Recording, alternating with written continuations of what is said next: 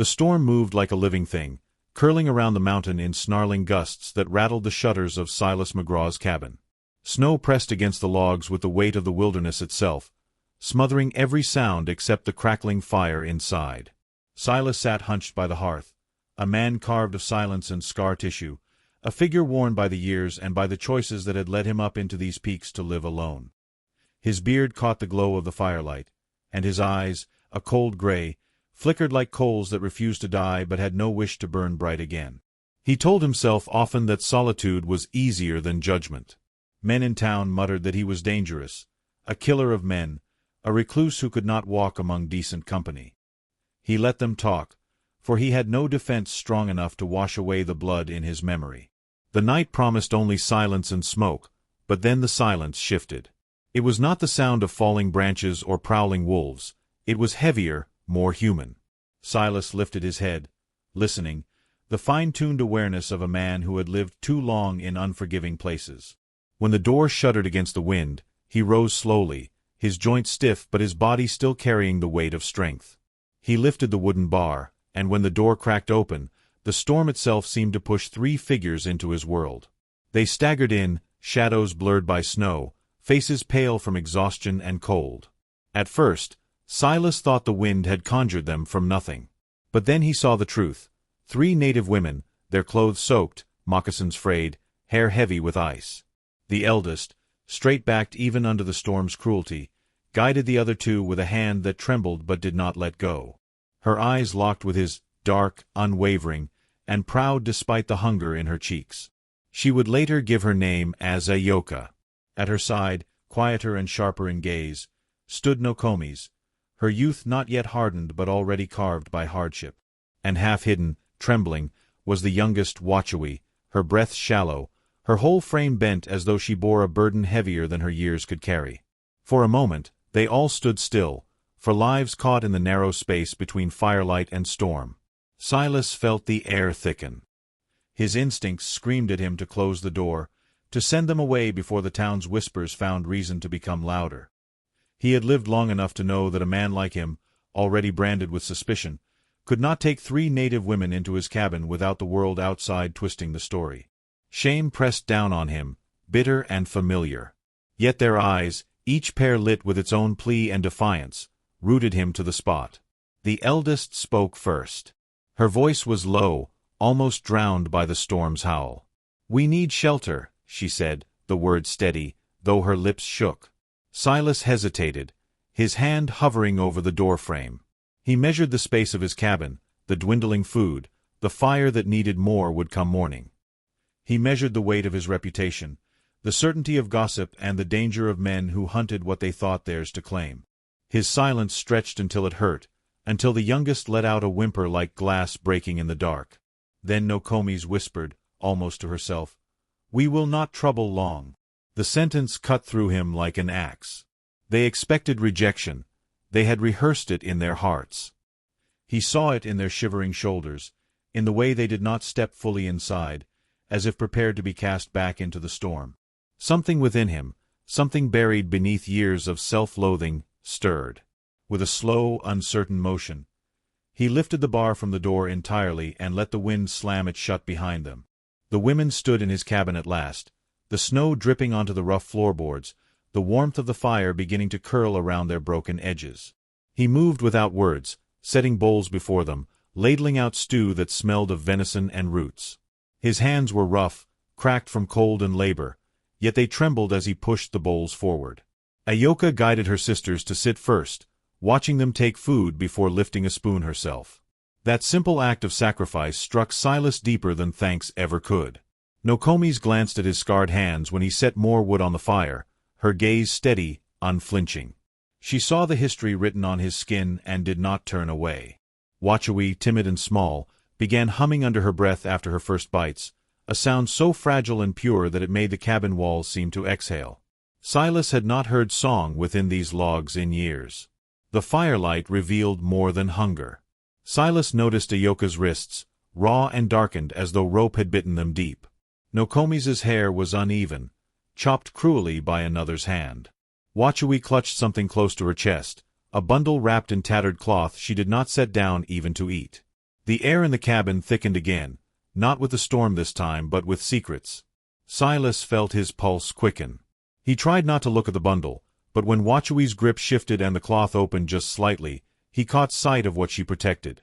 Within lay a child, an infant swaddled against the cold, its tiny face pressed into her arms. The baby stirred, a soft sound breaking through the silence, and Silas's breath caught in his throat. The sight struck him with a force stronger than the blizzard. He had thought hunger was their only enemy, cold their greatest wound. But here was life itself, fragile and demanding, a reason heavier than survival. His chest tightened as the child's cry joined the fire's crackle and the storm's howl. That sound pierced him in a place he had long thought dead. He looked at Ayoka, at Nokomi's, at Wachui, at the fire in their eyes and the shadows behind them, and knew they carried more than exhaustion. They carried a story of escape, of cruelty endured, of a burden no man should dare take from them. Silas stood still, the weight of decision pressing down. The cabin had always been his refuge, his punishment, his cage. Now it had become something else, a threshold. He could no longer retreat behind silence and shame, not after seeing what these women bore into his world. The storm outside would rage until morning, but a storm far greater had already entered his home, reshaping every corner of it. He told himself he had only opened a door to keep 3 women from freezing. Yet deep down, as the child's small voice echoed again, he knew he had crossed into a story that would not end with the passing of winter. And in that knowledge, Silas McGraw felt both terror and the faintest stir of something he thought long gone, the first breath of belonging. Silas McGraw woke before dawn, as was his custom, though the rhythm of his days had already begun to change. The storm outside had quieted, leaving the mountain wrapped in silence broken only by the occasional groan of shifting ice. Inside the cabin, the fire had burned down to embers, yet warmth lingered. He lay still a moment, listening to the breathing around him. 3 women and a child, strangers only hours ago, had filled his cabin with something it had not known in years, the sound of life continuing. He rose carefully, his boots soft on the floorboards, and stepped outside to fetch wood. The cold bit through his coat, but his heart felt oddly less burdened. When he returned, Ayoka was awake, kneeling by the hearth and coaxing the embers back into flame. Her face, drawn and tired, carried the kind of strength that did not need to be spoken aloud. She acknowledged him with a small nod, neither deferential nor cold, but with a quiet trust that startled him. Nokomi stirred next, blinking sleep from her eyes and scanning the room as though every detail mattered. Wachui remained curled on the blanket, clutching the bundle close. The infant whimpered, and Silas felt a shiver course through him, not from the cold but from the fragile enormity of what that tiny cry meant. They ate again in silence, sharing what little food he had. The women moved with the discipline of those who had survived scarcity long enough to understand its rules. They took only what was needed, leaving bowls half filled, though their hunger was plain. Silas pushed the portions back toward them, his voice low. "Eat," he said. "There's more where that came from." It was not entirely true. His supplies would run thin sooner than he liked, but he found he could not bear to watch them starve themselves beneath his roof. Ayoka's eyes softened, and for the first time, she allowed herself to eat without hesitation. Later, when the fire's warmth filled the room and the storm had weakened its grip, Ayoka spoke of why they had come. Her voice carried no theatrics, only the steady tone of a woman forced to tell truth for survival. They had fled from a nearby settlement, a place that had taken them under false pretenses and then revealed its true intent, to sell their labor, their dignity, their very bodies to men who saw them as spoils. The youngest, Wachui, had nearly been dragged away before they fought to escape under cover of night. They carried the infant not only as kin but as symbol of all they refused to surrender. Each detail landed in Silas's chest like a blow. He listened, his jaw tight.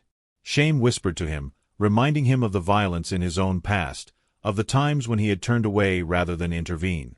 His cabin had always been a retreat from the world, but these women brought that world back into his fire-lit circle. He tried to swallow his guilt, but Nokomi's caught his gaze. Her eyes, dark and steady, seemed to read him without accusation. "A man who opens his door," she said, her voice barely above a whisper, "has already chosen his side." Those words did not leave him. Through the following days, as the snow began to settle and the forest groaned beneath its weight, Silas found himself moving in rhythm with his unexpected companions. He taught them how to split kindling with a sharp axe, showed them the careful way to set snares for rabbits, and guided them in patching leaks in the cabin roof. In return, they worked beside him with quiet diligence. Ayoka mended his threadbare shirts with practiced skill. Nokomi stacked the firewood in neat rows, her precision almost ceremonial. Wachawi, though fragile, hummed songs as she rocked the infant, filling the air with a softness Silas had not thought possible in such a place. He found himself watching Nokomi's more than he meant to. She carried herself with calm determination, but there was warmth beneath her reserve. When his hand slipped while tying rope, her fingers brushed his, steadying the knot. It was a small act, nothing more than a gesture of shared labor, yet it lingered with him long after. He realized that intimacy did not always require words. Sometimes it was a simple acknowledgement that one soul recognized another. But danger remained. Each evening, as the light bled from the sky, Silas strained his ears to the wind, listening for what did not belong. Hoofbeats. Voices. He knew the men from the settlement would not give up their pursuit. His own reputation, his scars, his silence, the whispers of violence, would make him an easy villain in their story. When the first shadow passed across the snow one night, his suspicions hardened into certainty. The men came under cover of darkness, 3 figures moving between trees like wolves. Silas stood in the doorway, rifle in hand, heart hammering with a rhythm he had not felt since younger days. The sisters clustered near the fire, fear sharpening their silence. The intruders called out, voices thick with mockery. Hand them over, McGraw. You got no right to keep what ain't yours. Their tone was laced with the assurance of men who believed law and strength were on their side. Shame clawed at him again, urging him to lower his weapon, to step aside. For years he had let the world paint him as a danger, a failure, a man unfit for decency. But then the child stirred, letting out a cry that pierced the tense air. Nokomi's hand touched his arm, light as breath, and her words came back to him. A man who opens his door has already chosen his side.